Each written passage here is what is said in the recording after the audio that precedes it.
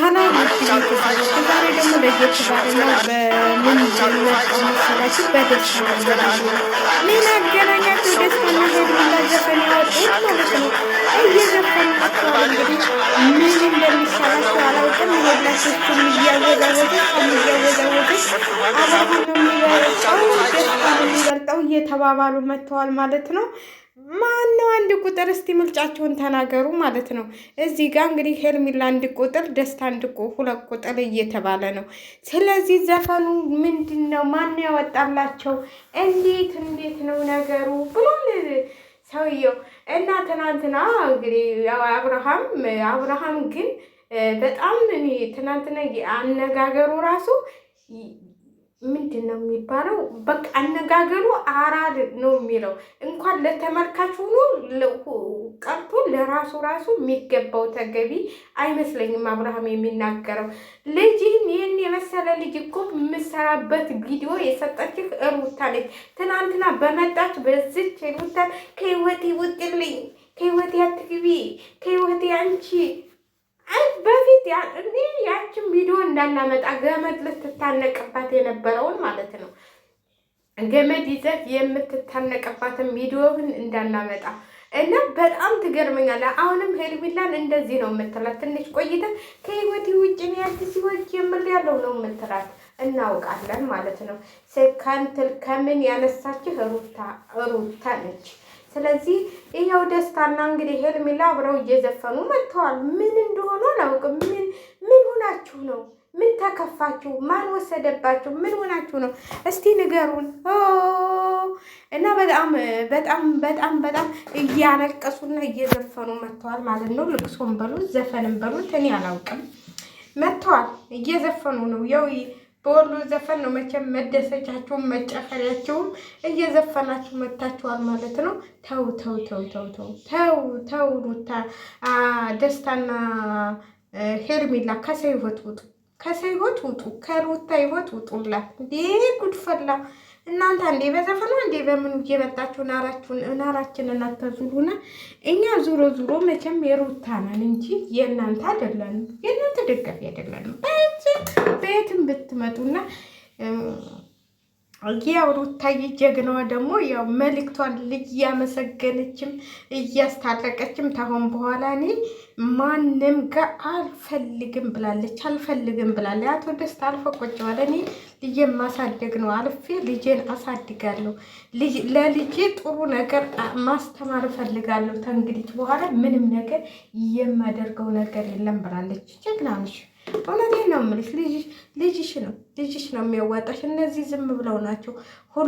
ሁሉም ለአንቺን የሚፈልግሽ ለእንትሉ ለቻናሉ ማሳደጊያ ነው እንጂ ለምንም አይደለም። ስለዚህ አሁን ትናንትና እንግዲህ መግቢያውን ሁሉ የሰራችው እሷ ነች። ለምን በአብሬሽ ይጫናል? እሺ ለምን መግቢያው ያለችው ሩታ ነች እንትን ያለችው ያው ሩታ ተለለች።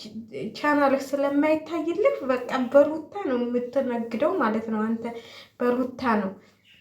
ስለዚህ ለልጇ የምታወጣው ደግሞ አንተ ብታወጣ ራሱ በረግ የራሷ ስራ ነው።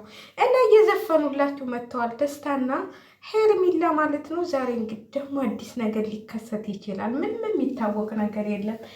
አንዳንዶቻችሁ ከደስታ ጋር ብትታለቅ ምናምን ትላላችሁ። እኔ ደስታም የሚሆናት አይመስለኝም። ሩታ ማለት ነው። ሩታ ማለት የተሻለ ህይወት ከማንም የተሻለ ህይወት ነው የሚገባት። ከአብርሃም የተሻለ እንጂ ከአብርሃም ያነሰ ሰው ለእሷ አልመኝላትም። ደስታም ቢሆን የሆነ ጉድለኛ ነገር ነው እንጂ ምንም ለእሷ የሚሆናት ሰው አይደለም። ግማሾቻችሁ ከደስታ ጋር ብትሆን ምናምን ትላላችሁ። እኔ ከደስታ ጋር አልመኝላትም። ሩታ የሆነ በቃ ኮራ ቀበረል ያረ በእንደዚህ ዩቲዩብ መቶ የማይጎልድ በቃ የተረጋጋ ሰው ነው የሚያስፈልጋት። የሚዲያ ሰው ሳይሆን በቃ ራሷን የሚያኖር እንጂ እንደዚህ ሚዲያ ላይ ወጥቶ ጉድላውን እኔ እኮ ሀብት አለኝ፣ እኔ እኮ መኪና አለኝ፣ እኔ እኮ ቤት አለኝ፣ እኔ እኮ አሜሪካ ነኝ የምኖረው የሚል ሰው እኔ ለሩታ አልመኝላትም። ማለት ጉድላ ምን ይሰራል? ጉድላ ኪስ አይሞራ ጉድላኪ ሳይሞላም ደስታና ሄርሜላ ናቸው አንድ ላይ የሚሆኑት ማለት ነው።